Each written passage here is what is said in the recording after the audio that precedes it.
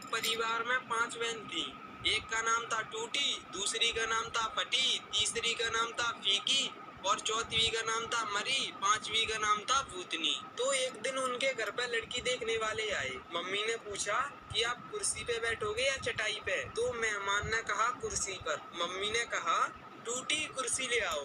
तो मेहमान नहीं नहीं नहीं, हम तो चटाई पर बैठ जाएंगे। मम्मी बोली पटी चटाई लेकर आओ। तो मेहमान बोले अरे रहने दो, हम तो जमीन पे ही बैठ जाएंगे। तो मम्मी बोली आप चाय पियोगे या दूध?